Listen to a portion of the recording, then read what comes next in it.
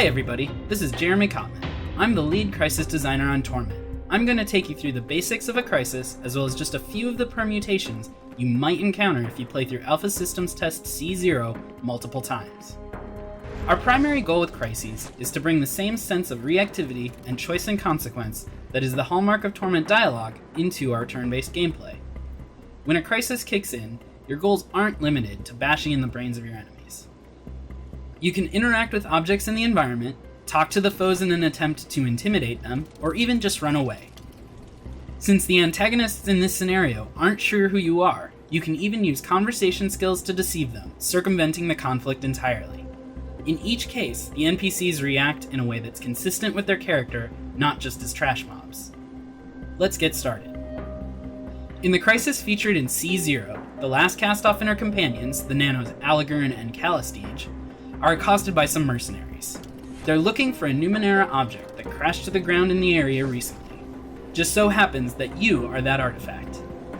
From the outset, the player can choose to try a number of different options, all of which have significant consequences on how the fight plays out and in the story later on. Let's start with the head-on approach. My strategy will be targeting the leader of these mercenaries, C.O.R.E. As soon as the fight starts, C.O.R.E. deactivates the light bridges on the platform, trapping them.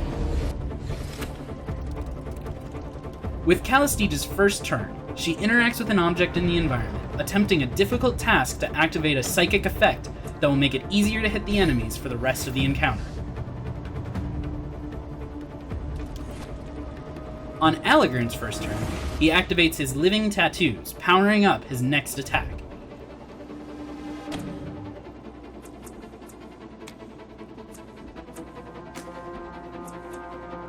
He directs that attack right at C.O.R.E., adding even more damage via effort. With that, the last cast-off moves in for the kill. As soon as C.O.R.E. dies, Calistige warns the last cast-off that the device he was using to control the light bridges is overloading. You'll need to complete a series of difficult tasks to shut it down. Each of the remaining mercenaries reacts in their own way. Vilnick switches from support abilities to attacks. Ixa becomes enraged. And Gawain buggers off.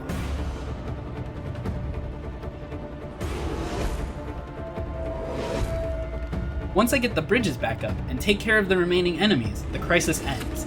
But that's just one way it can happen. If I hadn't gotten the bridges back up in time, they explode, releasing their pent-up energy and re-engaging the bridges. Your chances of surviving the explosion are not high. But let's say I'd taken another approach and picked off Ixa and Vilnick before going after C.O.R.E.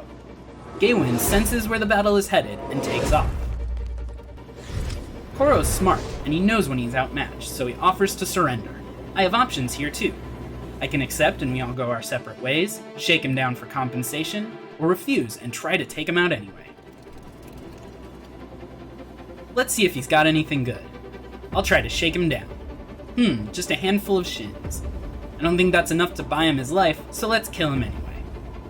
If I don't take him out before his next turn, he'll activate the light bridges and make a break for it. If I'd accepted C.O.R.E.'s surrender, he raises the bridges and we carry on with our journey. Let's take a look at one more tactic I could try. This time, I've gotten partway through the battle when I decide to see what C.O.R.E. has to say for himself. On Allegorn's turn, I'll try talking to him. C.O.R.E. doesn't seem to much like Allegorn, but he might be a little afraid of him. I'm going to try intimidation. If I succeed in spooking him, C.O.R.E. gains a Fettle, our word for status effects, that represents the dismay he feels. It also makes him easier to hit. As we move forward, we'll be making each crisis a handcrafted scenario where we can offer high levels of reactivity, shifting states, and human-feeling AI behaviors in every encounter.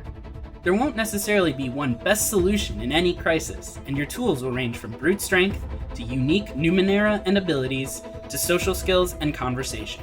All of these will influence the outcomes and let you pick your playstyle. Thanks for joining us!